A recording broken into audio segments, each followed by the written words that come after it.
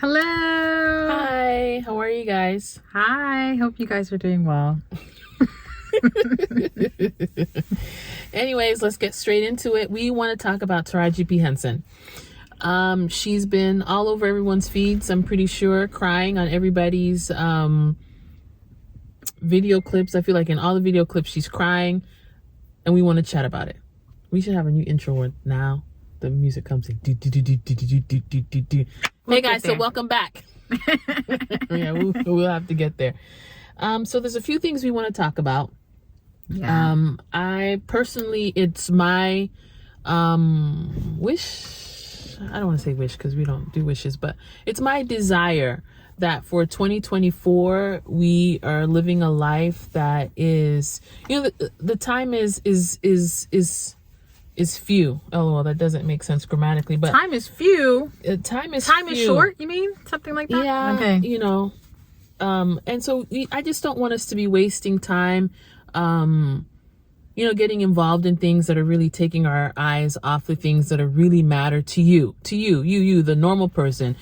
Be it your goals, you want to lose weight, you want to spend more time with your kids, you want to work on a relationship that is estranged. I mean, you want to travel. There's just so many things that you want to do. And I just don't want us to be wasting time in 2024, getting caught up in things that do not have anything to do with your personal life and your bills and the check that you get in and XYZZ. Personally, I just really think that the whole Taraji P. Henson saga is emotionally manipulative. And I brought my sister on. Normally we kind of have a conversation like this, but I brought her on. I'm going to be kind of interviewing her. I'm a guest today. She's a guest speaker just because she works in the film industry. So I thought that she can maybe provide some insight as to everything that we're seeing, As much as I can. as much as she can, right? Just so it's not one-sided. I feel like sometimes people will come on, they'll tell a narrative, it'll be something that's somewhat self-serving, and we'll all be like, oh my gosh, really, Taraji? They didn't pay you? They didn't pay you? What? Ooh, ha. And we're having all of this emotional response. And again, I think that emotional response is taking up energy. You're thinking about it. It might even be causing your stresses to go up and down. Your cortisol levels are all up over something that is not going to affect your check. Do you know what I'm saying? It's not going to affect your personal peace. So I that's really why I wanted to come on, because I feel like it robs us. It robs us of our life. If we have to pay attention to your issue, let it be something worth our attention. Worth our attention, worth our time. And I also think that this is where the whole system works, without trying to get into like the whole conspiracy, arena, which I'm a proud member of. But, I just think that sometimes, the way the media works, we're inundated with these random, just dumb conversations. So we can just be floating around in them while something else is going on. Always keep your eye on the ball. Do you know what I'm saying? And this is what I was telling my sister. I said, it's fine if you listen to it and you partake in this stuff, with the knowledge. But don't partake in this thing and just be completely caught up and caught in all the lies and all the what have yous. Especially when what we're presenting is, I don't know, maybe a quarter of the story. So personally for me, I feel like if we are going to be asked to participate or be drawn into this, give us the whole story. If you're not in a position to give us the whole story, let's not go down this road. All the way. And then let's just quickly, I have a rough outline. I want to talk about Oprah, and then let's talk about, are you taking notes? Maybe you can write this down. Oprah, and then I'm going to put the guest to work. Oprah, then then the questioning, and then ownership. Okay, I think that's the broad. Tatilu. Yeah, and then ownership. And I think if you put that there, I'll know what I'm talking about. Okay. Quick and foremost, I don't want to talk too long about Oprah, but I know, she's not well liked in the community. But what I do want to say is that, and we talk about this a lot, is that Oprah really was, and is, Oprah's done big things, period. I just really, really, really dislike that we are dragging, first of all, we're dragging an elder. Do you know what I'm saying? And talking about her, calling her okra, saying all of these things that are just disrespectful. That are disrespectful. she's an elder, and as a Black woman, I think that she has done. I see children. Okay, It's fine. Anyways, he's looking straight at me. She's done so much for the community. Do you know what I'm saying? I feel like, she's, I'm pretty sure Tila, you can add into some of these things, but she's paved the way to, just having a woman of first of all, remember before this Ozempic situation, she was a larger, she's obviously mid-complected. So just seeing someone who doesn't fit the traditional narrative just on national TV every single day. Watching Oprah, to be able to see a Black woman on TV every single day is monumental. Yeah. And one of the things it we also like, the spirit, it feeds the soul to grow up with that kind of image. With the image. Yeah. The other thing I want to say is that Oprah has always been, one of the things we really give her flowers, at least the two of us do, is that name one other person in our community who's as generous as she is. Nobody has outgiven Oprah. And the problem is nobody actually tries. I mean, I wish people would try, but nobody outgives Oprah. I remember when we were watching, what was it, season 25, and they did like one of those, at the very end, they, had all these celebratory performances. And there was one of those days when they had like all these Morehouse men that she had paid, with the candles that you walk down the aisles. That and I was just like, overwhelming. All the way. Overwhelming. The cup of overwhelm ran over. So, and they came out with their candles. Yeah, that she's actually funded their education. Yeah. Yeah, we all taught, of course people know that she started a school in South Africa, but the amount of work that she's done right here in the United States, outstanding. And nobody tries to give on that level. So it's just like, wow, for somebody who's such a giver, such a giver. Right. So I really aspire that bothers me to be on that level of giving. That bothers me a lot. Because the Bible does talk about, obviously cheerful to be a giver, but you're blessed to, no, how does it say? How does it say you're blessed to be a giver? Y'all can correct me in the comment section. But there's so many scriptures about giving and giving to the poor. Giving to the poor lends to the Lord. I think something like that. There's just so much about giving. And we need to exercise that muscle of giving because a lot of these New Agers get their New Agey things from the Bible. It's important for us to know that. Karma. These are biblical principles. So the whole idea of giving to the poor is actually, when you give to the poor, there's some sort of supernatural situation that's happening for you. Yes. It's big. Yeah. People, it's big. You're being blessed as well. Yes. And maybe we should do a whole nother teaching on that, which I'm happy to do, because that means that and as Christians, we should be the chief givers. Nobody should be out giving us. But definitely, as followers of the Most High, again and again, yes, we are outgiven by the world all the time. The worldly people give. They give on a whole nother and level. They give all the way. Okay, so that's the second thing. Is just like, first of all, she always has been an image. She's a role model. A role model. Appreciating she's paved the way in media and business. She gives. And now she's pivoted to do something else. Regardless to how you feel about her and her spiritual beliefs right now, which I obviously don't agree with. I don't necessarily understand them fully, but like when she used to bring on those Eckhart Tolle people, these kind of new agey people, I don't get down with that. But those other things matter, and I don't think we have to throw out the baby with the bathwater. So. I just wanted to say that. I don't want to spend too much time talking about that, but we can move on? Yeah, we can move on. Okay. And so it really irritates me that people are dragging Oprah, who's an elder in the community, and just trashing her with, I don't know if we understand the whole entire situation that's going on. So there are several things that came up. Everyone kind of knows, at least you should know right now, I guess Taraji P. Henson was going on press tour. The press junket, is that what you call it? Advertising for The Color Purple, which is a movie that Oprah was one of the producers. Only one. She's one of producers. There's probably like at least two other producers. There's probably more, but at least two other producers, and both are white. So she's the only people. I don't know if there are other women there, but there are other people there. I just wanted I don't know who all the producers are. But yeah, we do know that Steven Spielberg is a producer. And there's this other guy. And Quincy Jones, I think, is a producer. Don't know. Yeah, so there's actually several producers. Maybe someone should look that up. Yeah.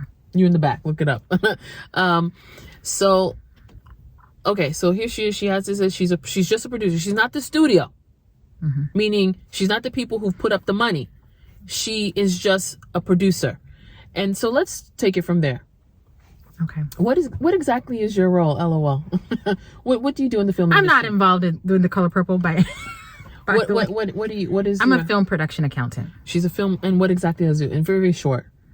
Okay, so the film production accountant, or let's just say the accounting department, we're basically we're charged by the studio to watch the money, to oversee the spending on a film, from the very beginning in terms of budgeting, in terms of cash flowing the production finances, monitoring the spend as the production is underway, all the way through wrap. So we're basically just charged to make sure that that the film stays on budget. And if as you go every single week, you're doing a cost report and you're reporting to the studio so that they make sure that we're tracking accordingly, and that if there's any issues, they notice it and people have a chance to correct course.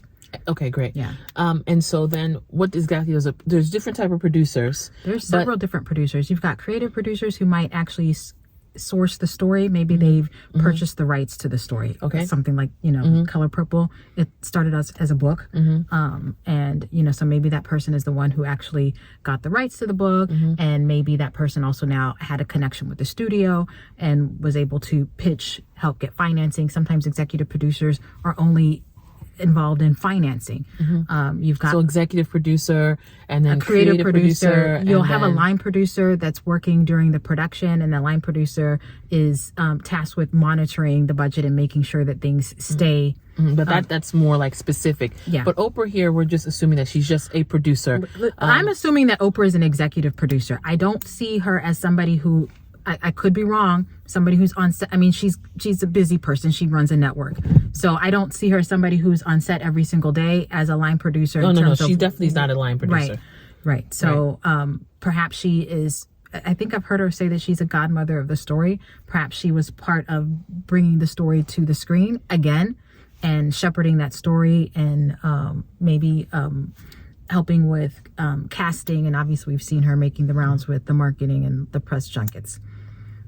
But yeah, there's several producers and everyone is contributing something different. So it's difficult to, from my perspective, it's very odd that one person out of a whole list of producers would be bearing the brunt of the blame for everything that is going on and everything that has gone wrong. Well, I was trying to look up really quickly, like on IMDb, but maybe I'll try to do it at the end. But okay, so we have that. So now Taraji has gone around on this press, so normally it's within people's contracts that they should advertise for the movie. So here she is, and she's taking, one of my issues with her is that she's taken this opportunity to talk about The Color Purple and really has turned it around to herself and talk about pay issues for black women. For black women, but now it's turned into women of color. Initially it was black women, now it's women of color. Pick which one it is, girl. Anyways, so there's that. So now there's several places I want to branch out. How should we do this? Let's talk about the writers. Do you call it writers? Look at me, I'm becoming a professional. Because I was looking at this one of these YouTube videos, and there was comments underneath that I thought I should just bring up. I think this is now when finally, after they've drug Oprah all through the town, her best friend Gail finds her at the Golden Globes and has this extended commentary with her about what was going back and forth. And then anyway, so there are comments here on the internet that people were saying that I was like, I think this might be a good thing to talk about. Yeah, first of all, people think that Gail is lying for her buddy Oprah, and that's what I'm saying. I think it's just an interview. It's just a question.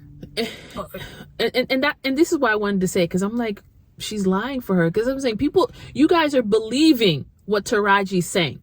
First of all, Taraji, in my opinion, is complaining about her pay issues throughout her whole entire film career. And so that's what I gathered too. When I first heard Taraji talking about this, I gathered that she's making a complaint based on the longevity of her career. And it wasn't about The Color Purple. It was about her entire career, that she, over the course of the 20 plus years, she feels as if she's been underpaid. And then, that's what I thought. But then also, I think what she did is that maybe she thought that she was supposed to get X amount for The Color Purple and didn't. But then I think eventually she said she hinted on that. Made a phone call. She said that because she might have even have dropped out of this if things. Yeah. Right. She made a phone call and Oprah fixed it. Yeah. So let's start with that. I don't want to be all over the place, but let's just go with that.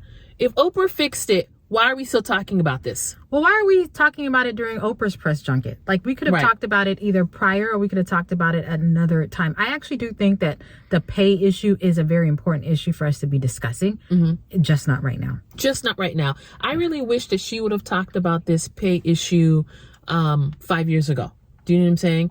I also think right now, oh gosh, I'm going to be all over the place. But, I think now also it might be problematic because of the strikes. Let's just go into that because it just is a nice layup. The strikes, and Tilu can talk more about this, but, when they happened, they started last year. A lot of you have been without work. Let me tell you something. When's the last time you worked? Let me tell you something. I haven't worked since May. May of what year? 2023. Oh, okay. Okay. I know...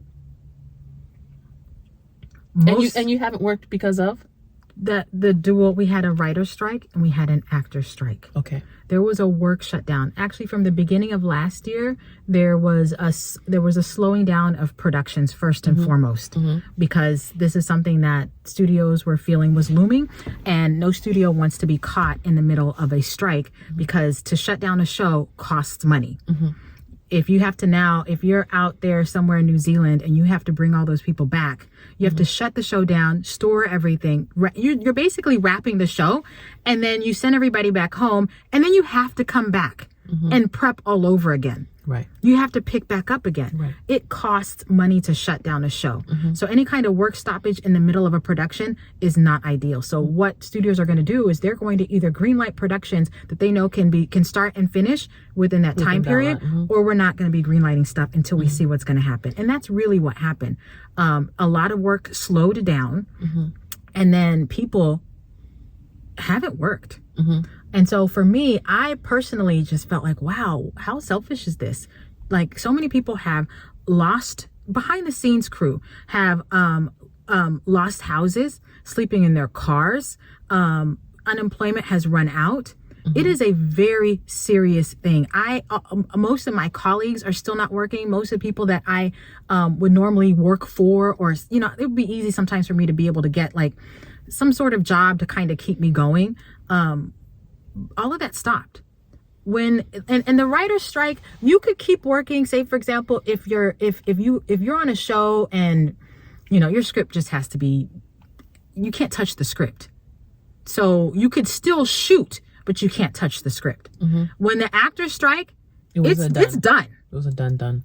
Drop your pens, drop your tools. We are done. And the actors were on strike.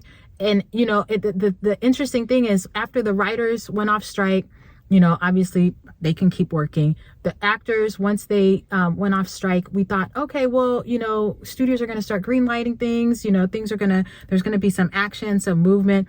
So shows that maybe stopped work, shut down midway, those shows were able to now get back to work. Shows maybe that were just needed to do reshoots or additional photography. Obviously that stuff can go, indies, that stuff can probably start happening, but we're mid-January. Studios still haven't woken up. And so with that, the reason I wanted her to explain that is because, so Taraji's taking up that air again. Is she talking about the fact that there's a bunch of people who haven't been paid? They actually haven't gone, there's been zero money. So maybe you had, maybe you had your savings and then you were on unemployment, but eventually that's run out. And unemployment is small. Everybody knows that, right? It's like, I don't like it when people are tone deaf. Read the room. Yeah. Read the room. We have people who have not been working for a year.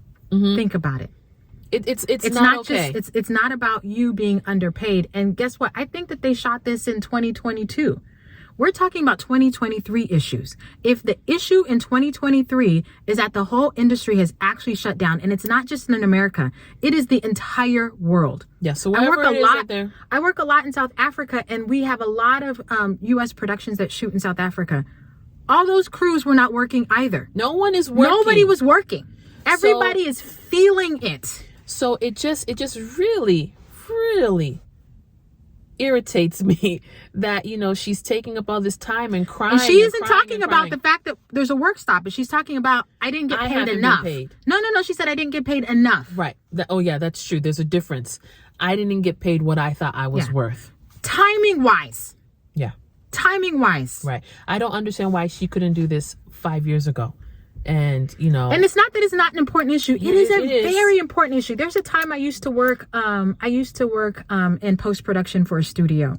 And I saw a lot of budgets for films that were predominantly Black. And it shocked me that some of the films that are projects that beloved in the community, are beloved, you know, oh, this is a top film for us. This is a top film. I was like, wow, that person worked for scale, which is minimum wage, like the base. That movie, that's all they pay them. So it's a problem. And it's not just for Black women. It's just black men, Black women. It is a problem. And it is a problem that we need to discuss.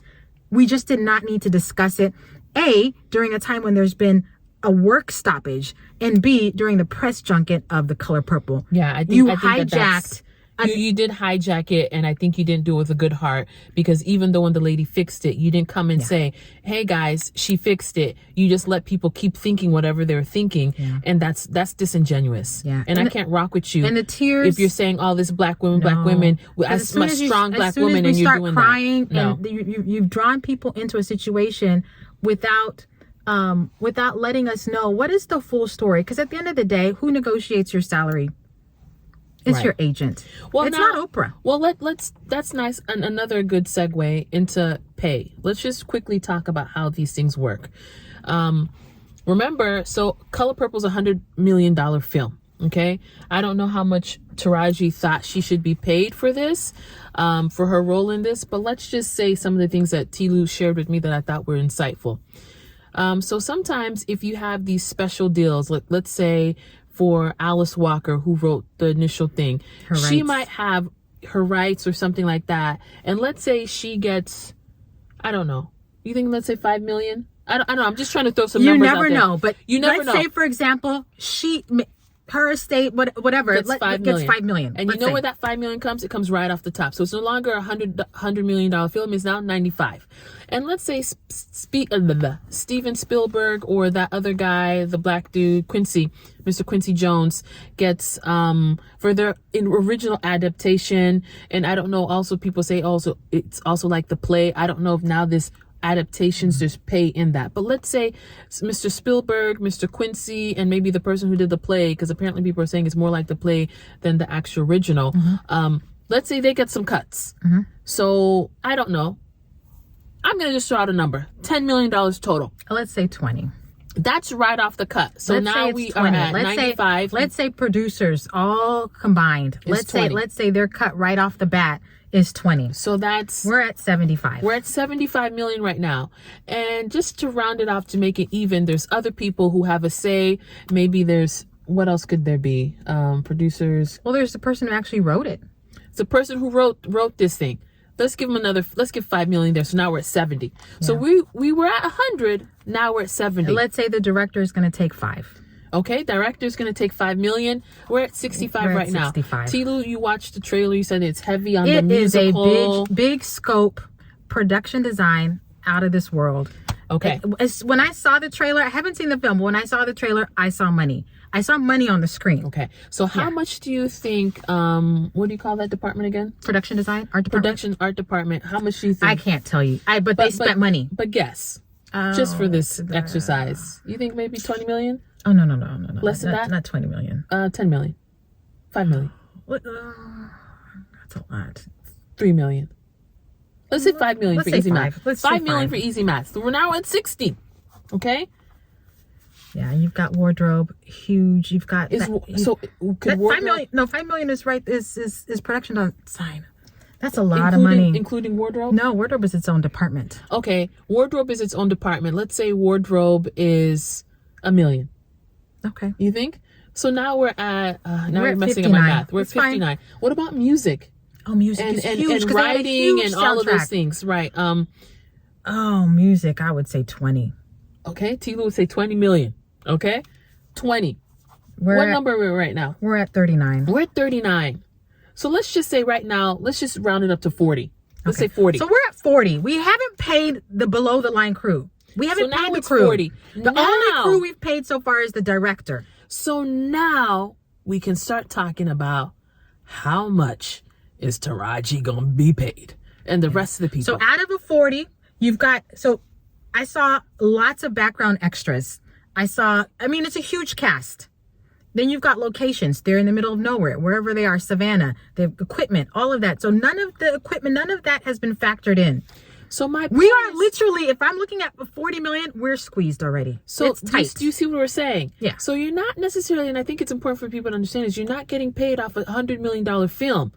There's some things that come off the top. Listen, let me tell you something. The last, and I probably shouldn't say this, but the last. Why don't you say it in the best way that you can say it? Clean it up, girl.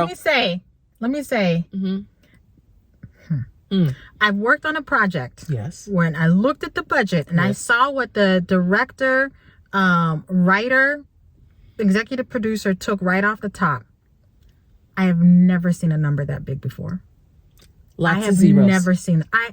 I have never seen a number that big before. Okay. Right off the top. Boom. Off the top. That 100. Right. Exactly. Yeah. So now we're talking about 40.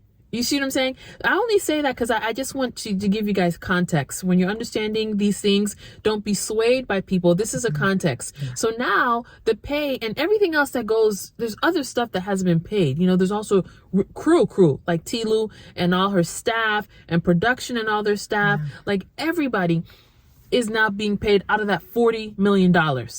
Okay? Not 100, 40. Yeah. Let's just leave that there. Okay? Yeah. I think we've explained that. Again, I'm just going through this because I just don't want us to be taken down this road of emotionalism. So the problem is it's a big scope project, but the feeling that I got was that there were a lot of people that needed to get paid off of this, and the pot was actually a lot smaller than you would think. So when you hear people saying, oh, we were squeezed, I had to call the studio and ask for more money for this, I had to ask, they probably were squeezed. Okay, and so now let's take it from there. So now in the Golden Globe thing, Oprah now is being asked by Gail, what's this? I'm hearing that there's issues with you and Taraji. And then Oprah now talks and says, well, you know, I heard that apparently, you know, that there was a issue about a trailer, issue about food, issue about, what was the other big thing? Transportation. And I want to give our resident film person a chance to explain these things as it's written in the contract, because you explained it to me and you said that these things are normally agreed about in contracts. In your contract, Taraji will come to the table, I guess with her agent, and say, Taraji is an A-list or whatever. I mean, they won't say A-list, but in their brain, they're like, okay, as an A-list actress, she deserves to get a trailer. That is in the contract. A single cast trailer. A single cast trailer, because she also explained that you could have a trailer that has at least three partitions. It could be double or triple. Yeah, but triple, like completely separate. Like completely separate, but small compartments, but smaller. Or you can have your whole entire trailer to yourself. That's like a apartment on wheels that has a bedroom, bathroom, all of those things. Yeah, the whole amenities. But that would be in your contract. Well, it should be in your contract if we've been working for X amount of years and these things are important. If white candles are important to you, it should be in your contract. It should be in your contract. Because if white candles are in your contract, please believe I'm going to pay for the white candles. Right. I will. So here you are. So let's put the issue of the trailer to the side, right? Because we've just talked about it. The trailer is sorted, right? The next thing we heard is transportation and food. And Tila was kind enough to tell us that Well, when it comes to SAG, what were you saying? You know what? I'm not going to comment on transportation because it actually did get a little bit confusing to me. I have never seen a situation where cast is having issues with transportation. Normally, when it comes to cast, you've got drivers that pick them up from wherever they are, from their hotel. They bring them to hair and makeup. There's a, track. You track what time you pick them up. That's not even normal. It's a SAG thing. But okay, understand this, guys. Those of us who are not in the film industry, it's a union thing. It has nothing to do with your contract. This just comes with a job. Yeah, it's a union thing. You pick them up. There's a notation as to what time you pick them up. There's a notation what time they got to hair and makeup, what time they went to costumes, what time they got to set. All of that stuff is all of that is factored in because we have to calculate if there's overtime, those kinds of things. Let me make sure that she's clear. You're picked up from wherever place you're staying and taken to set, taken to wherever you need to go, and you're brought back. Yeah. Also, food is provided. Not only do you have craft services where you can go and get a bagel or a cup of tea, you also have a caterer who actually makes food for the whole entire crew, correct? The only time that there might be an issue with food is during early prep or rehearsals. Mm-hmm. And which I think I heard, I don't know if it's Danielle, I think I heard her say something about during rehearsals. And that could be something where perhaps maybe it's super early. It's difficult to understand what the setup of that show was, but there's always, you have a whole production office that takes care of the needs of cast and crew. The whole thing for me is kind of unbelievable because if a cast member says they want sushi, they get sushi. Somebody's going to be in that car driving to go to get this stuff. So I just don't understand it. And I also so it's difficult for me to comment because I'm like, I never heard of such a thing. That's true, but it's just good that you're adding clarity and everything. But also the other thing is that I was just trying to say, also, let's say if you do arrive and you're in Tulsa and you're rehearsing and you guys, it hits 12 o'clock and the food's not there. I want to believe that there is someone from production who has a black card who can get on the phone and order Uber Eats, order whatever it is that you need. Listen, whoever booked that room is right there. And has a card. Whoever booked that room, whoever booked that facility, I just don't understand a scenario where a cast member is going for 12 hours without food. I don't believe it. And then worst case scenario, don't you got your own money, girl? I'm just gonna put that out there because I just want us to be very mindful. And I actually want for us to have a little bit of grace because even you guys should realize if I've been working for 12 some years, I should also know that this is abnormal. Is it because we're in the middle of nowhere and maybe we need to have a little bit of grace because I don't know, whatever the situation is with that particular show, right? If you understand that there was a particular catastrophe and lunch is 30 minutes late, why are we talking about it on a press junket? Yeah. Does that make sense? I'm all the way over this. If you said in the moment, "Oh, that's fine, it's okay, Alicia," but then I know you're working hard, and then on a press junket, you start your You're the problem. No. The other thing that I wanted to mention is that, so now Oprah's saying this, she's like, oh, here I am. I heard that there was a car issue. So she picks up the phone. She calls I'm fixing everything. I'm fixing everything. The production, and the production is like, I think they don't want to pay for it. She's like, I'll offer to pay for it because you can't just do it for one person, do it for everyone. Eventually the production fixes that. So she's putting out fires here and there. But I think Oprah says the most important thing, which is she is not the studio. Mm-hmm. How come all y'all black people out there are dragging Mama Oprah, LOL, Mama O, through the whole entire city? Do you know what I'm saying? Why don't you drag Steven Spielberg? Why don't you drag that other Scott, whoever all the rest of the people in? My phone's not working to pull up these people's names. Why can't you drag them? Why are you dragging? This is not Oprah's situation. Why is she getting all the heat for this? This is over not, food. Why is she the one tasked? And if I recall, Steven Spielberg directed the first one. Oprah was cast. Oprah was hired. She was not on an executive team. Listen, black people, I'm gonna need us to figure out what the battles we're choosing to fight, and just be smart about this junk. Did you just spill that on yourself? No, I was worried. Let's not do this. It's not cute. You just dragging this lady out of the mouth of some I don't want to call her random, but you know what? Right now, Taraji, you look unstable as all get out to me, respectfully. Do you know what I'm saying? Ain't no way you are all this. I'm an empowered woman. I make my and you couldn't have this conversation off camera. Why would you take this opportunity when we're promoting this to now start every single time you crying? Every single time? No, boo. No, absolutely not. Yeah. Absolutely not. I feel like I saw, sorry to cut you off, but I saw a clip, and this was from before. I think she was either talking about Benjamin Button and talking about, or maybe she's talked about it during this press junket too, but just talking about the amount of people that she has to pay out of her salary. Okay, well, I'm glad you brought that up. See, look at the guests keeping me on task. So that's also another thing that I wanted to say. So we've talked about how when it comes to just because you're hired, SAG, the overall people, the union will pay for your transport to the set. They're not paying for it, but these are. They're providing. They're not providing it. These are just things that are obligated that the productions have to do.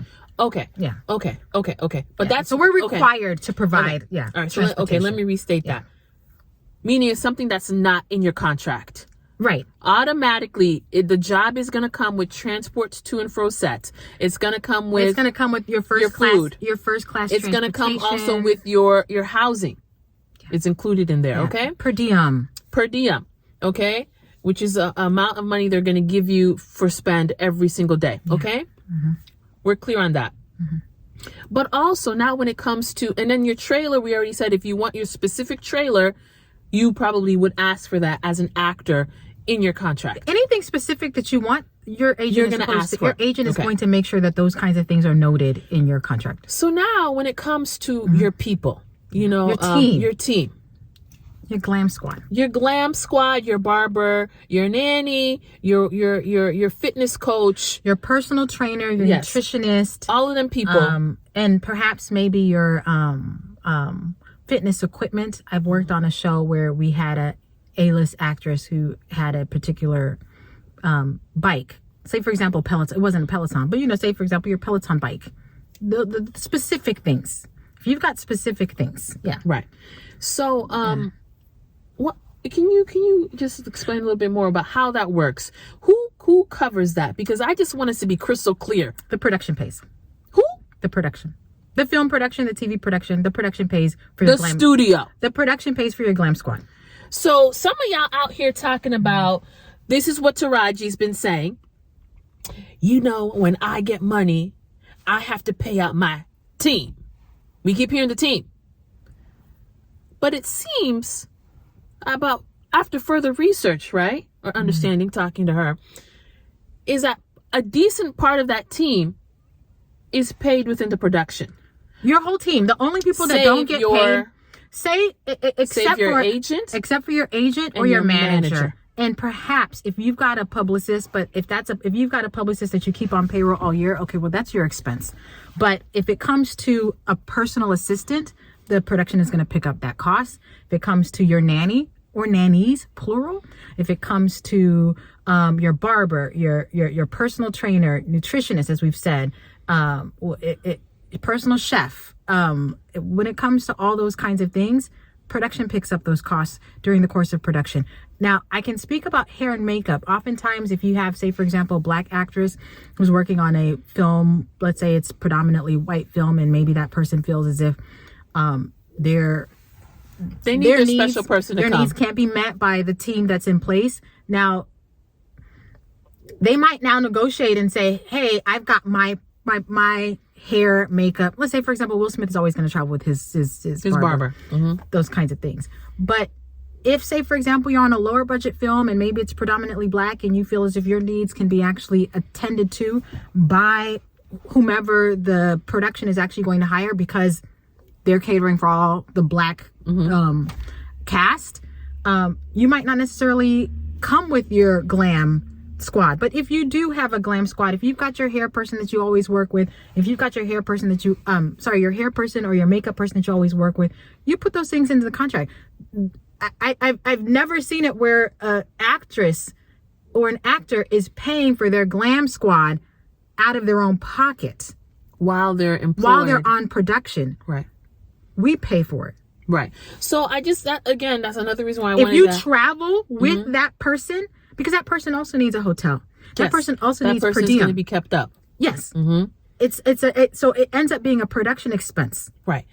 Again, I wanted to say this because I'm seeing a lot of things. My team, my this, that my this. Team, if they're your year 365 days a year, this is your employee, then while they're on production, while you're working, production is going to pay.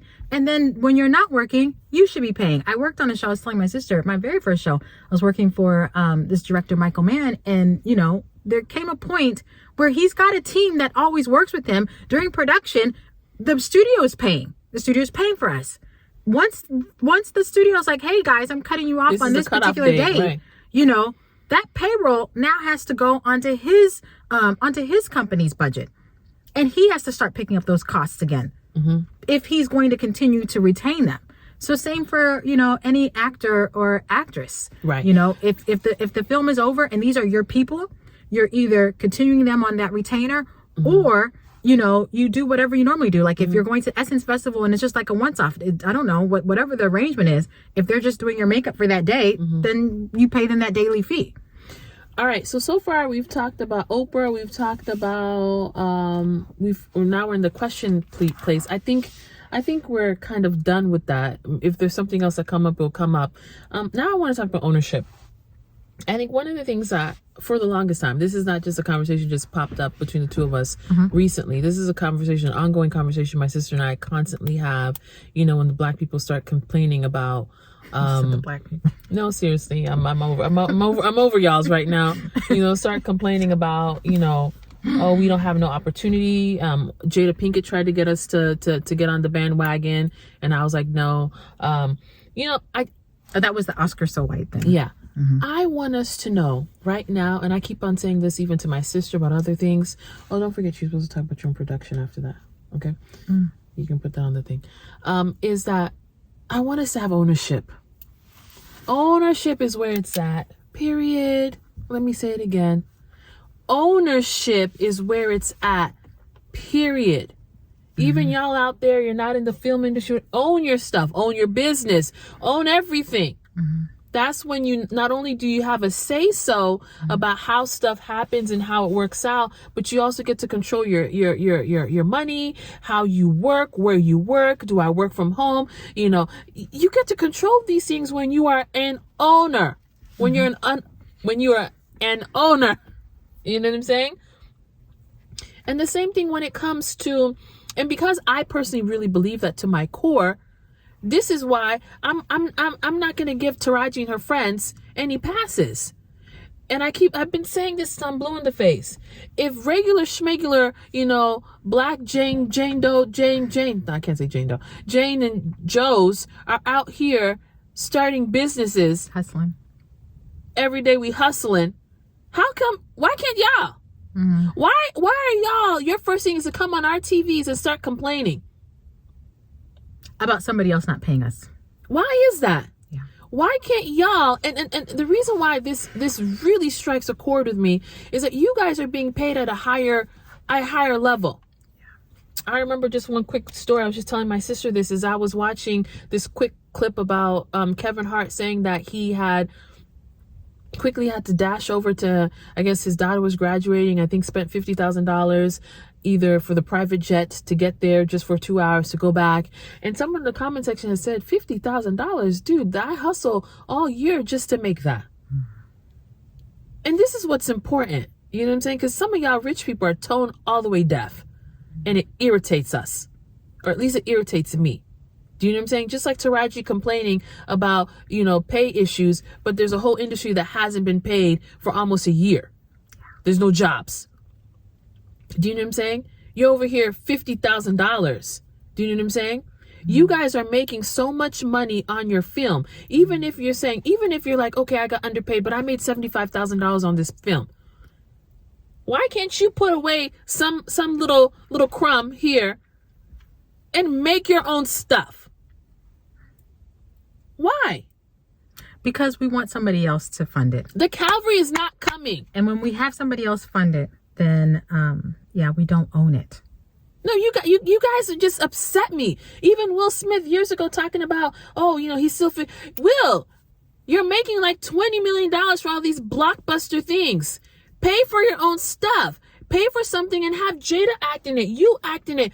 It doesn't have to be these big blockbusters. It can be these shorts, these wonderful, I was telling my sister about, why can't you adapt some of these short stories, these whatever, Octavia Butler. There's so many black authors out there. Mm-hmm. Zora Neale Hurston has many short, stories. Mm-hmm. You can adapt some of these thoughtful pieces and act in them. Seriously. Yeah. And do a lovely job. All of you work for free. Mm-hmm. And maybe, guess what? What if you guys got nominated, got an Oscar for it? I just don't understand. There's so much talent amongst us. If this was, why is he throwing them chairs like that? I'm sorry, I'm just seeing a lot of weird stuff going on over there. This is 2023, mm-hmm. Okay? Actually 2024. I just don't want us to be acting like we are back in, I don't know when we don't have no agency, we don't have no power. Listen, the good Most High has given us the Amen. Internet. Okay? We can reach people. We have ways to just go and reach the people directly. You can make a song right now. The gatekeepers have been silenced to a strong degree. I'm not saying they don't still exist. You can directly reach your customer. You can make a song right now and put it on iTunes. Can you imagine back in the day you needed a deal? You needed Quincy Jones. You needed all of these companies, these white producers or whoever to come and cheat you. You needed that. Now all we need is each other to get on the radio. Mm-hmm. Now you don't need that. You don't need it. Mm-hmm. What we still going there asking the master stuff for? For what for? Why are we doing this? And then you're coming on our TV crying to us, stressing us the heck out for your non-fake issues. I mean, again, the pay is there, but we can do something about it. We don't have to just be over there saying, well, what we's going to do? We have the solution. Make something. Own it. Own it. Own it. And then you can pitch it to the lady who's right next to you, who actually has a network called OWN. Well, there we go. Now, Tila, you can take it away, because Tila, I think I'm done. You can now talk. I know Tila wanted to talk about, the fact that Taraji right now is just, can I say pooping? You're just messing things up. Because one of the biggest things that I don't think you guys understand is that. Are you going to say it? I don't know what you're going to say. What are you going to say? Are you going to say distribution? Well, she was rubbing shoulders. You now have the lady's number in your phone. What's her name again? Oprah? The whole thing, actually, I find so stunning. So stunning. You just have to call Mama O and say, hey, I have this idea. Distribution is the hardest part of this whole situation. Tell us why. Distribution. You can write a project, you can direct it, you can finance it, you can produce it, you can get your friends and family, you can get the Sanaz and Regina, you can get everybody to be in your thing, and then you got to distribute it. Like, it's got to air somewhere. Where is it going to air? Is it going to be on Hulu? Is it going to be on Netflix? Is it going to be on, Amazon Prime? Amazon Prime. Where is it going to air? So that's the other part of the equation. It needs to find a home. When you have the opportunity to pitch something, a pilot, any kind of product that you can now own, and you are sitting next to the distributor, you're sitting next to Netflix, you're sitting next to Hulu. Let's just turn this off and just go home. Let's just back this car up and go in the house. I'm done with y'all, because y'all over here acting. I've got a question. Crazy. What would Ryan Reynolds have done? Bump Ryan Reynolds. Where's also our new friend? So there's Ryan, and what's our new other friend? What's his name? Who? Mr. Unscripted. What would Mark Wahlberg have done? Mark. Would Mark Wahlberg have been saying, I'm sitting next to HBO, hey guys, I just didn't get paid that last movie, whatever. He would be like, hey, I've got this show, it's called Wall Street. No, you guys really irritate me, Because this is the same thing Monique did. Monique.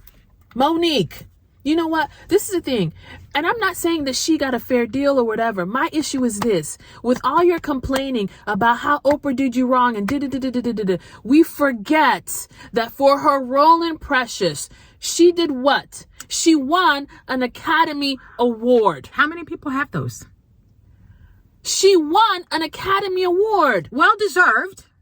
I didn't watch, but my sister watched. I couldn't. It wasn't the kind of thing that I could watch. But you said that she was crazy. amazing. She she did became the person. That's why DL Hughley like you are the monster. So I didn't watch it. My sister watched it. She said she was amazing. So obviously it was well deserved. Well, she was believable. Yeah. Which is horrible because it was a bad role.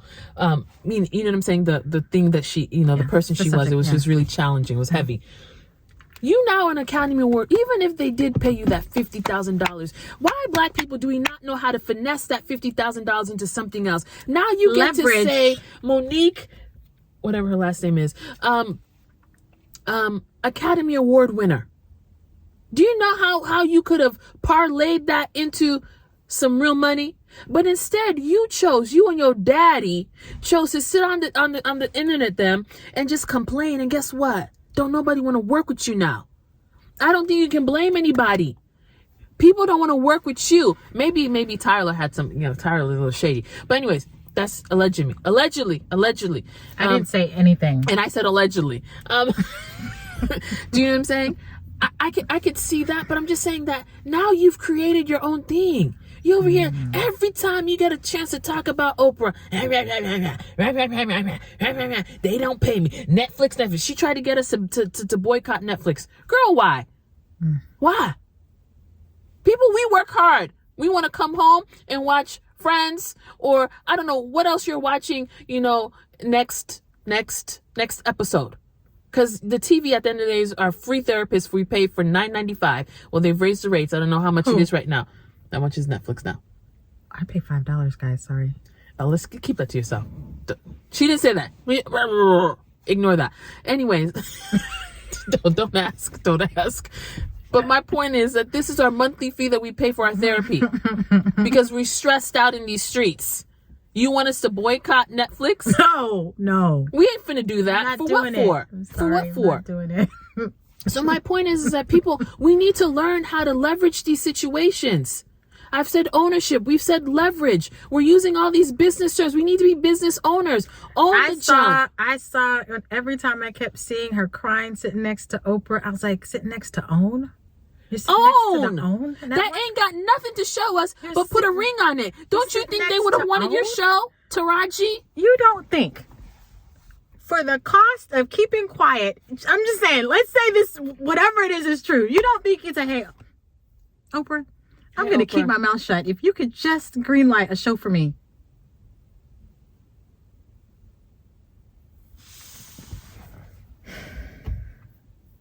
You know what? I ain't got it. And then, but this is it. Oprah does not only just own. What does she also? She's a major shareholder in what? Is it called? Yeah, because I think she actually either sold her share. She did some type of rich switcheroo, and in exchange for like 20% Discovery. Is it called Discovery? Discovery. What is that? Discovery. Huh. It's like 1,000 networks. All these dumb shows, 90 Day Fiance, whatever. I'm pretty sure y'all would watch a show, A Day in the Life of Taraji. So here we are. What are the tiers for? The tiers are, I've been working in this industry for over 20 years and I'm not being compensated what I deserve. You have the opportunity to either learn, get some mentorship on, don't you think she can teach you how to get more out of this industry?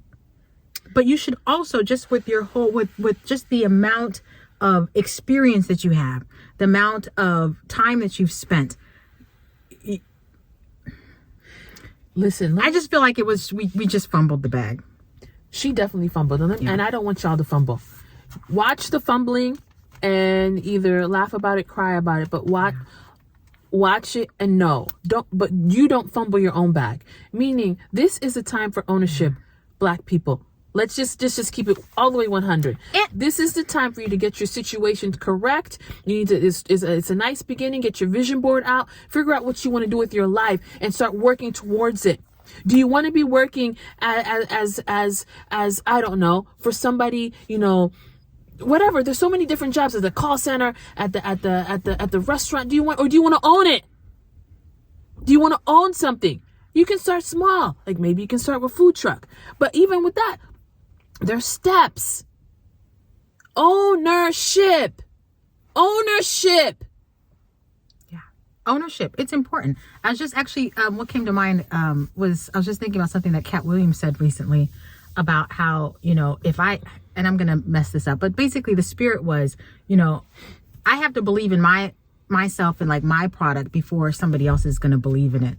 So if we believe that we are due, you know, like we're super creative people, we've invested so much in this industry, I need to be getting something out of it. Can I now put some money up, invest in my own product, make something, make a short, make a pilot, shoot something with my own money, present it to someone, and get some validation, see what the feedback is, see if you can shop it around and see if somebody might pick it up. You can do that. Everyone can do that.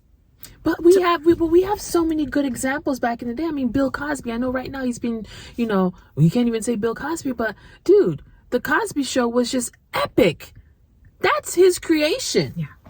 He decided that he was very, I think the way I'm understanding the story, was very concerned about the image of Black people and how we're portrayed. Yeah. And that's why he's, now he was a doctor and she was a lawyer. And she's a lawyer, mm-hmm. right? Mm-hmm. You know, Black people who've achieved something, they're settled, they've got a nice balanced family, and now we're going to make a comedy about it. Mm-hmm. Do you know what I'm saying? Mm-hmm. There's a purpose about that, because just really concerned with image and how we're being portrayed. And that's an issue. Mm-hmm. It's an issue. And if we let people control our narrative, you're going to get whatever scraps they give you because you are on their platform. Yeah. That's why let's stop complaining about this stuff. Do you know what I'm saying? Now we are in a stage where we can now start creating our own stuff. We can start controlling our own narrative. And as you said, we don't have the same kinds of gatekeepers. Dude, we're in such a... Can I just tell you, I actually feel like the only gatekeeper you have is the distributor. It's distribution. Everything else. And even that, I think there's creative ways to go around it. There are creative ways. And but this is why it irks me so much, because you were sitting next to distribution. Not only that, but this is a thing. And then maybe you can talk about your project, but distribution for you, someone we don't know, is different for distribution for Taraji. Right. If Taraji can get anybody on the phone. And he calls, I don't know, whoever, and says, this is Taraji. Yeah. She ain't got to say her last name. This is Taraji. Do you know what I'm saying? So I don't like that. Mm-hmm. I don't like how small you're making yourself out to be, Miss Henson. You're making yourself out small, like your name doesn't carry anything. You're over there saying that, your name opens doors. I wish I could get endorsements. Call L'Oreal up. You think L'Oreal wouldn't want to have you? And then you said, but I fired all my people. That's what I'm trying to say. There's probably something else going on that we don't understand, because ain't no way. Period. Ain't no way. It don't make no sense. It just doesn't make sense. And I just don't want us to be swept up in the emotionalism, because as Black people, it's easy for us to do that without thinking. Guard your time, guard your peace, and own your junk. And we have to know that when we are working for someone, meaning the studio, there's no ownership there. So this was not about Oprah. Oprah did not own this. This was a particular studio that was actually... it Warner Brothers? Yeah. Don't know. Yeah, it was Warner Brothers. I wasn't going to say it, but yeah. Okay, sorry. But even at your JOB, because I'm trying to make it applicable to normal people, ownership. Yeah. You know what? Let me tell a funny story since we're on this. It don't matter. The time's going. It's going. Mm-hmm. We went to this beauty supply store, which is the place I actually hate the most. I can't stand these beauty supply stores, but it is what it is. Tila was going to go get some hair braiding. Blah, blah, blah, blah, blah. Oh, I remember that. Checking out, I was looking at the black girls because I didn't know who owned the place. I mean, I assumed that it was a foreigner. Y'all know what I'm talking about. Roll with it. And I was looking at two black girls. Like, hey, is this your store? Sometimes I like to ask. You said it on purpose. I just do this thing because You said it on purpose. I'm trying to plant some seeds in people's brains. No. Mine? Who, me? No. Little me? And I was like, oh, okay. Well, maybe when you're here, you can learn the thing and then maybe you can open up your own beauty supply store one day. Oh, no. I ain't gonna do that. I ain't gonna do it. I just want to, what did she say? I just want to go and basically become a hairdresser. She said she wanted to be a hairdresser. And I was like, fine, no worries. I said, okay. And then maybe you can own your own salon. No. I just want to work. I just want to work for somebody. That's what she said. And I was like, but girl, it's all about ownership. Mm-hmm. I was saying this in 2023. Yeah, 2023. I was saying it. It's all about ownership. The type of money you can get and opportunity you can get when you own something in comparison to just being behind a chair. She could not understand. One of them a little bit was but it was just a little bit. They were dense.com when it came to the concept of business and ownership. Oh, it's too much work. But I'm like, baby girl, you're doing work right now. And you can learn the other things. You learn on the job. Start small. But we are anti some of these things because it looks like hard work, so we don't want to do it. But you're doing work right now. Open and close this shop. You running this junk right now. The only time the Indian, or I don't know what he was, Armenian came is just to kind of look at the money. But you running things right now. Yes, you can do this. The reason I'm saying this is I want us to, when you are at these jobs, learn whatever you're doing. Mm-hmm. So you turn around and you open your own stuff. Don't just be there mindless. Mm-hmm. Seriously, I'm going to throw something at this phone. Don't just be there mindless. Be at these places and be like this. You better lock that stuff up. So when you go and you open it, you do the same thing. Yeah. Copy, paste. Copy, paste. So you're not saying I've been doing this for 20 years. No. And I'm not making what I want to make. Come on, guys. If you're cleaning, let's not make that be our story. You need to now open up your own cleaning services. Yep. You've seen exactly what Mrs. Jones does. Copy, paste. Yeah, copy, paste. Yep. Copy, paste. Learn. Intern. Look at her as a mentor. She ain't got to know that's what she's doing. But you got to be like... and write the notes. No, I'm being serious as all get out. I know you are. And this is great advice, guys. Great advice. Copy paste. Yes. Why are we over there complaining? Can you think about it? Y'all retiring. Y'all been cleaning houses for 20 years and you haven't gone into your own business. You need to now start your own business. You don't even have to do it. You don't have to open an LLC. You can be a sole proprietor. You open it yourself and then hire someone else underneath you. You can just be driving your own car. There's no way you should be retiring as a cleaner without owning your own business. Oh, you cut grass? Bank. There's money in that. Mm-hmm. Get you a lawnmower, start getting the things, start doing it. And hello. Yeah, we have whatever it is that you're doing. Yeah, flyers. Keep on putting things on the mail. Whatever it is that you're doing, if it's something that you think you're good at and something you know. And I know sometimes you may not enjoy it all the way, but you can own a business just for 5 years and then sell it to somebody. Yeah. Even if it's just for 5 years, own it. You can sell it to somebody. You can have somebody manage it on your behalf. Because let me just tell you a quick story. At Apple One time I was working at Apple One. Apple One is a temporary agency, okay? Temporary work agency. Mm-hmm. You go there, you want a quick job, they'll hook you up, okay? I went there, I was working on a boat, doing labeling, some odd job. It was actually quite fun. I think, and I was being paid the most I've ever been paid. I think I was being paid maybe $12, something like that an hour. Do you know how much Apple One was getting?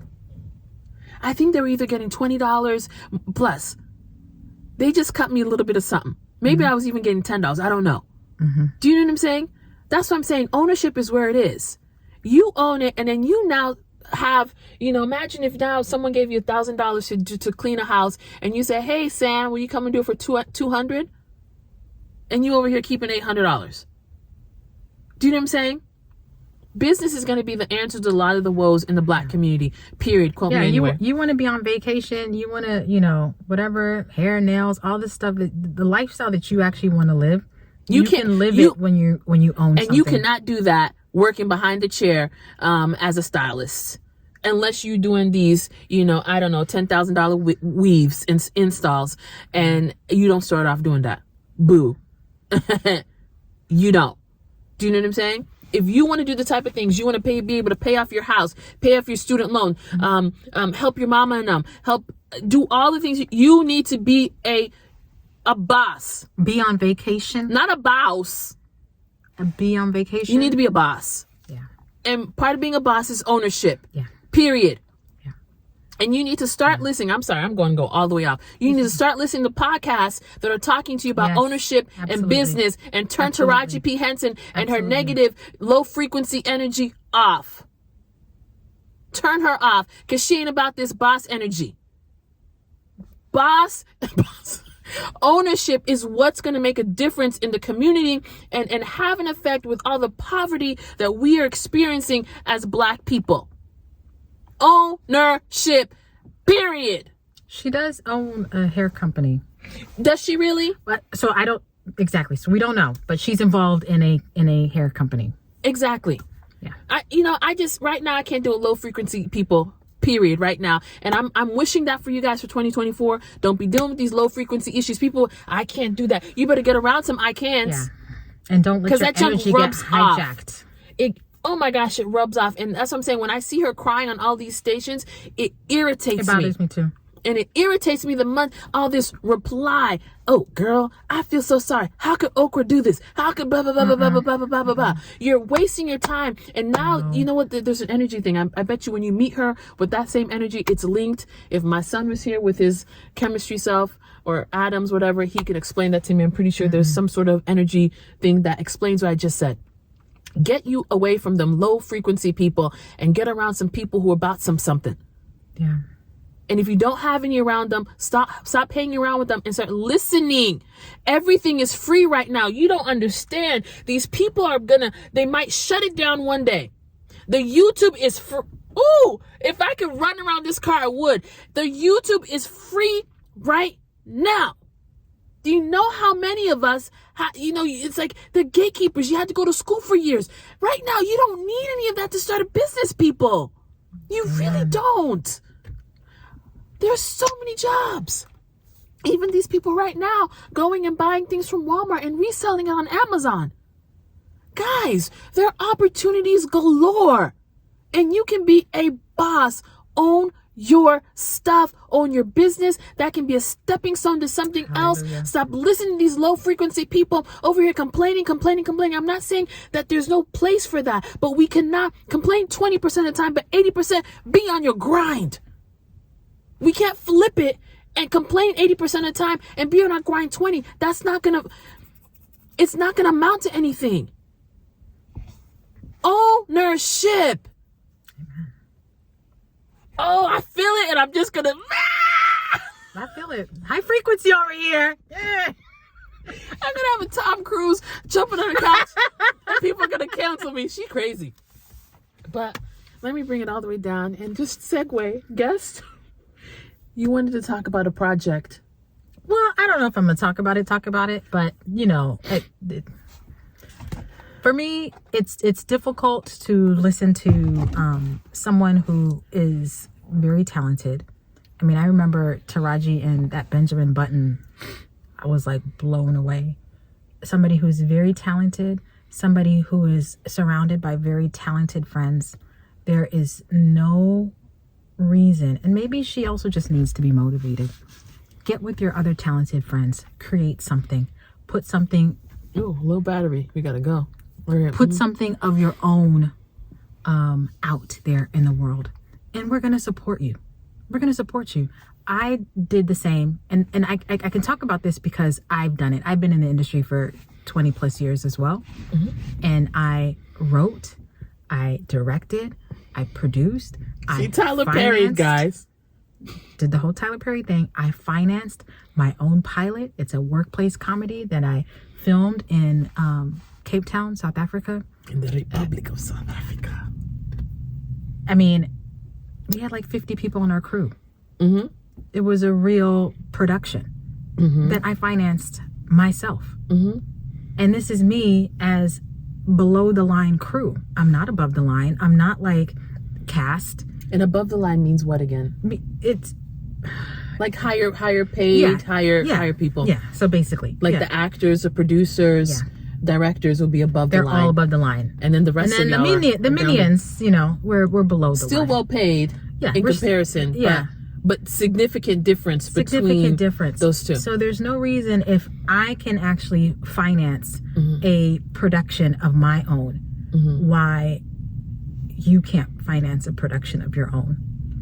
There's no reason. And there's definitely no reason why you can't get with 4 of your girlfriends and finance something of your own. And you're not like me. I have an issue with distribution. You can actually get people on the phone.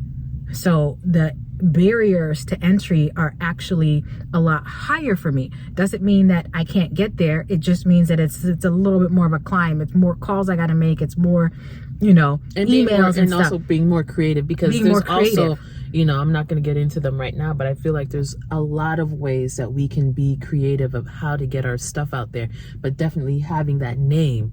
Yeah. I mean, I'm going to get there. Yeah. I the pathway is already there, you know, so I know what I need to do. It's just, it is easier if you do have a name. So, you know, if I can do it, why not you? You can do it. At the end of the day, you know, like, seriously, I mean, I'm an accountant, but I wrote, directed, produced, financed. Yeah. But that's my issue. You know what I'm saying? Again, I'm going to repeat myself. If regular schmegular people out here making businesses, starting, you know, doing door-to-door car washes in the car that comes to your house, nails to your house, you know, doing little, just different things, you know what I'm saying? You have a booth at that salon thing where you have your own little booth, you know, salon pot, what? No, that's not salon pots. Whatever. Those, you know, people are doing it. Why can't you? And I don't know, Tundi. Sometimes I feel like maybe the industry has just conditioned us, because I feel like Will Smith has the same issue. Like, you get so used to Sony, to Columbia Pictures, to Paramount, to Warner Brothers. You get so used. Oh, look at that. I know, we got to be like that. You get so used to people, you know, saying, I've got this 100 million thing or whatever, you know, come be, you know. So it's a whole different mindset. But and when you go the studio route, you've so many gates. There's so much red tape. But if you and I, you know, you get with whomever your girlfriends are in the industry, you know what I'm saying? Or the guy friends that you have in the industry that are all super talented. If you guys, you know, put together a film, package it. There's so many cinematographers, sound mixers. Obviously, you can get accountants. You can get a whole creative team. You've got your glam squad. That's your head of hair and makeup. You wardrobe style. You've got production designers. You can get all of these people who would love to be on board with a project that you guys are putting together. Well, I think you just said the most important thing is that you've become, I think you said that you've become conditioned. Is that what it is?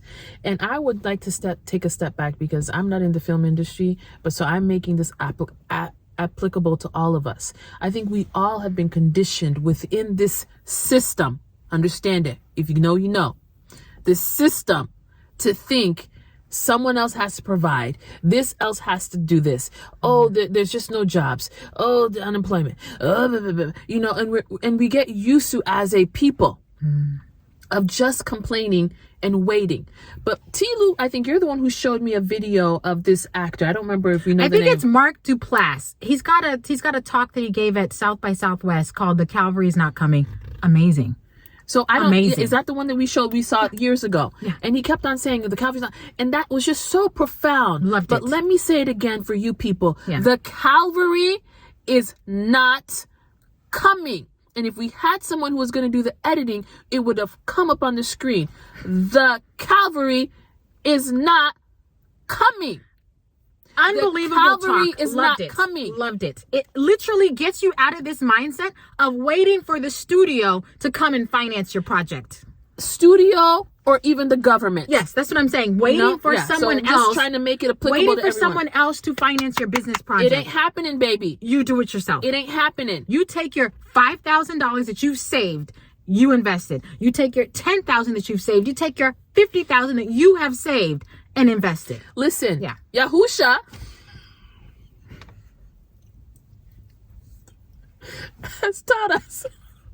Try it again. The Son of the Most High God, Yahusha, I'm sorry. We need to have that. Yeah, you gotta apologize for that one. No. We gonna have to have this conversation again. But when he was here, the Son of the Most High taught us, right? He took what? What did he do? He took the 5 fish. Is it 5 fish or 2 loaves or 2 loaves, 5 fish? Now I've messed up. Now I'm confused. Yeah. 5 loaves and 2 fish. No, 2 fish and It 5 had to loaves been. of bread. It had to been the 2. Whatever. Yeah. You know what we're talking about. He took the bread and the fish, and what did he do? Your favorite word. Come on, hit it. Multiplied it? He multiplied it. I won. He multiplied it. He multiplied it. Yeah. Even the scripture, when it's talking about that you will reap and there'll be how much? There'll be 30, 60, 90-fold. There's a multiplication thing that is happening. 100-fold too. There's multiplication that's happening. You take what you got, go over there, do what you need to do. Yeah. You cannot be waiting on these people that they fake people. They ain't coming. Yeah. But the system wants you to believe that help is on the way. Yeah. Help is not on the way. Because if help was on the way, the condition of black people would have been different. And maybe it's a great time for this to come out tomorrow on an MLK Day when you guys can sit there and watch this. Help is not on the way. Had it been on the way, black people would be in a different situation from times ago. Not just black people in America, black people in the Caribbean, black people in Africa. All of us are in the same doggone boat, struggling with poverty. Help is not on the way. You are the Calvary. You are the change that you're wishing to see. It's you. It's you. It's you. It's you. It's always been you. And that's why you need to open up your Bible so you can have direct downloads coming into your head to tell you what you need to do. Because that's not hard for the Most High. Amen. Did he not give Joseph a way to go? Amen. Did he not tell Joseph, hey, you better get up, you take this picnic and your wife and go. This is what the Holy Spirit's job is, to lead us in all truth and to give us instruction that only you need to know. Nothing is too hard for the Most High. So why are we over here stuck in this rut thinking nobody's coming to help you? Period. This is irritating me, and I want us to get out of this mindset. No one is coming to help you. You need to help yourself and rely on the Most High, pray and fast, live righteous life, and he's going to be your helper. Because the word says, I will lift mine eyes to the hills from whence my help cometh. My help cometh from where, Tilu? The Lord. The Most High God, the maker of heaven and earth. That is the truth. Bank on it. Take that to the bank. We can't be over here saying the government ain't doing nothing. They haven't done it yet. Whatever they're doing is designed to keep you trapped. All the way, 100%. In a cycle. So that it's a cycle of dependency. Dependency. So you can just be a menial worker and not an owner. Yeah. Don't make me take this to history, because those people were owning slaves. They were owners of people, making mad money, owning people, because they've understood that the system is about ownership, even if you have to own a person. Ooh. But they made it a business. And even had the nerve to get money off of it. Oh, you want us to stop owning people? Okay, but because my business has gone down, you have to pay me. Did not Britain do that? Didn't they just end payments?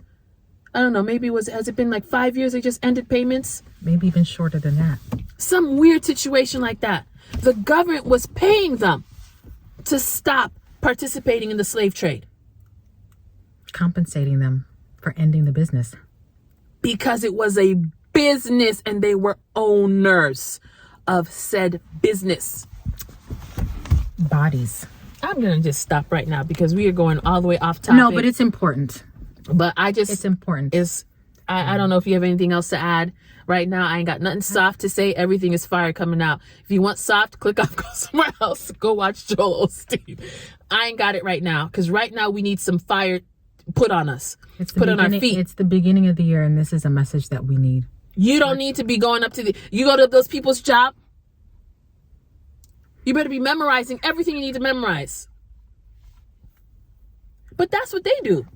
It's true. People come and they learn off of you, black people. I was gonna say something. I mean, listen, my favorite content is Korean, by the way. My favorite, I'm gonna say this first, my favorite content, I watch Korean stuff all the time.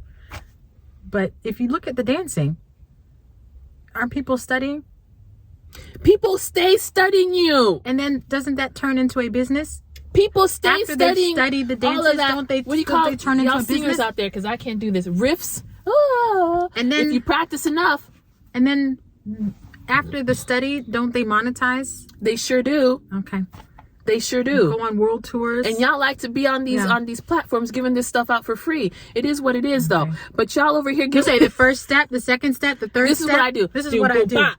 Yeah. Oh, really? It's just boom, boom, pop? Okay. Boom, boom. Got it. Boom, boom, pop. Yeah. And then people practice for like 24 days in a row, and then they finally get it. Boom, boom, pop. And then they monetize it. Wasn't that TikTok girl? She was upset because she took the dances. She took the dances from the black girl. And she was getting all these endorsements and stuff based on learning off other people. Yeah. So basically, learn. You also need to be studying. Need to go in. Yeah. I like how you do that. No, because the reason I'm saying that is because business doesn't come natural to some of us. Yeah. It just really don't. Mm-hmm. But if you can go and see what Miss Jones is doing, okay, so she adds, okay, so she normally has her subscribers, and then she goes, and how does she get the people? Learn everything. Learn the ins and outs. You there anyways. Yeah. Hey, Miss Jones, can I help you with the books today? Hey, Miss Jones, can I help you with the marketing? How do you do it on Facebook? Okay. How do you run your Facebook ads? you better lock and load. Hello. I love it. I love it. Lock it in. I love it. And then after you done with Miss Jones, you go, you become Miss Jones. You start your business hustle in the evenings when you get home. All the way. Yeah. All the way. That's why it's called a side hustle. Come on now, people. Shirley, I hope we've given you encouragement, because I feel like I've encouraged myself. I feel encouraged. I do feel encouraged.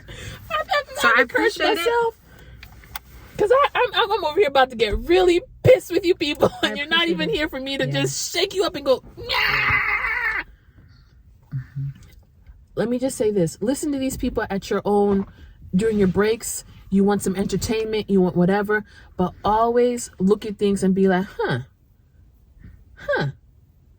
Let's not get got. People are trying to emotionalize us. Think about it. Because even if you spent and you were talking about Taraji for 5 days, that's 5 days you can't get back. And you have no idea if somebody is complaining that they got 7 million instead of the 7.5. We don't know.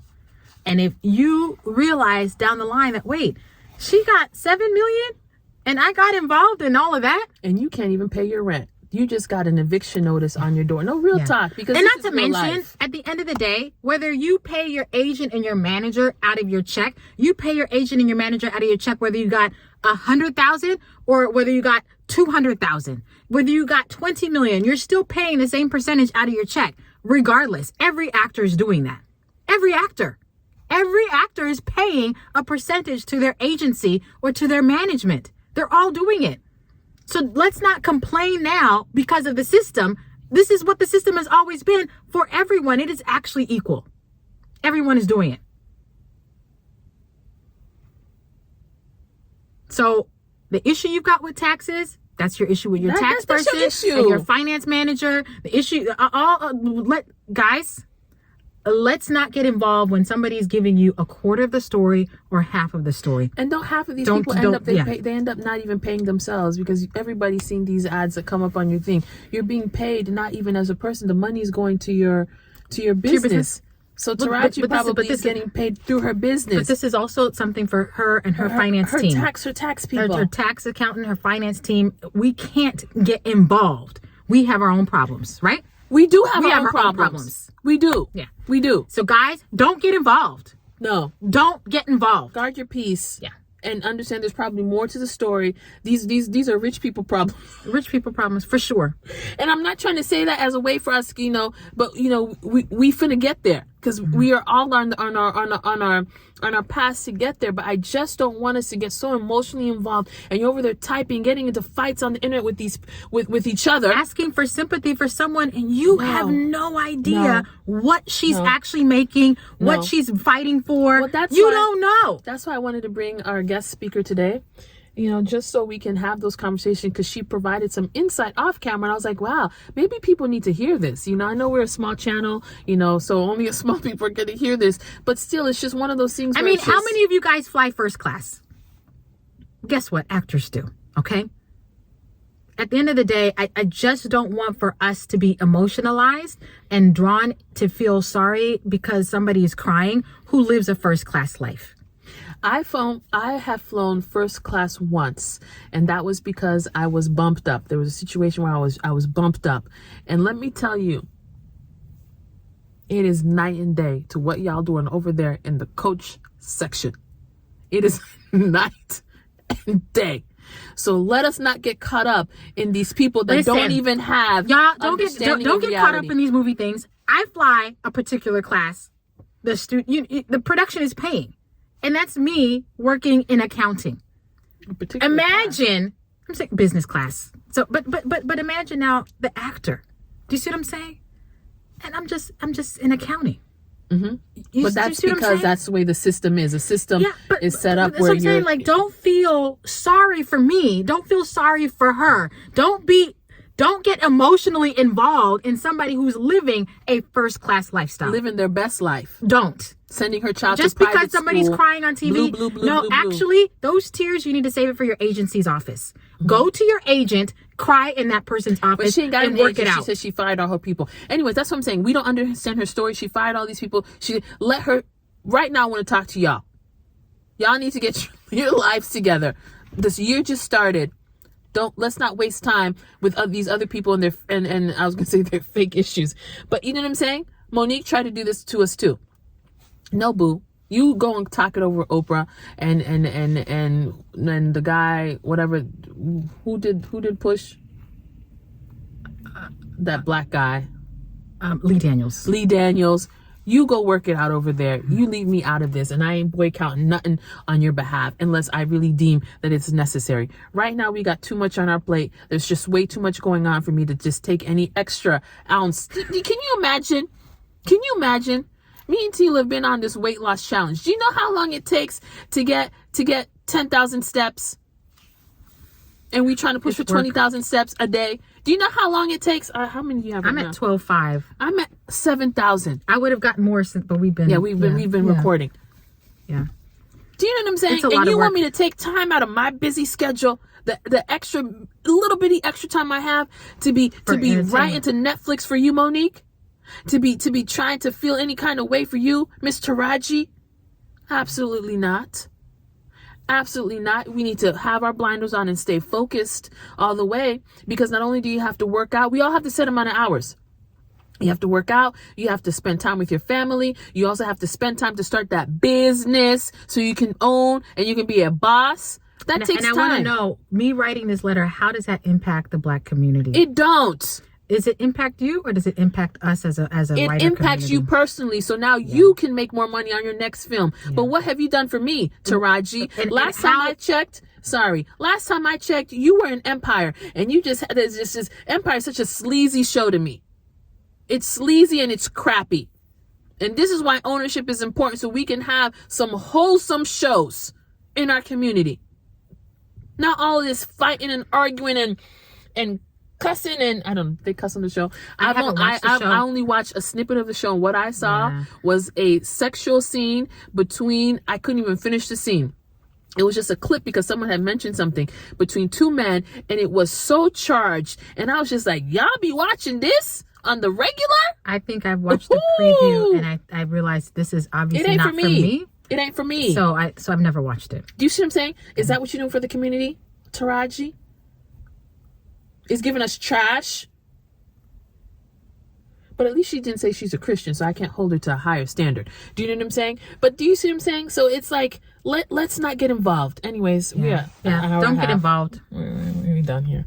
Yeah. This is long. Hashtag opt out. Opt all the way out. Start your business. Comment down below and let us know what businesses you're planning on starting in 2024. What businesses? Yeah, that actually be an exciting thing. What businesses are you starting or are you going to continue with in 2024? Comment down below any podcasts, any books that are share great, with the community. That are great for people to learn, to want to. That's excellent. I'm always listening to podcasts on my walks. On our, I'll drop one book that we both love, which is the one thing. The One Thing is a great one for January.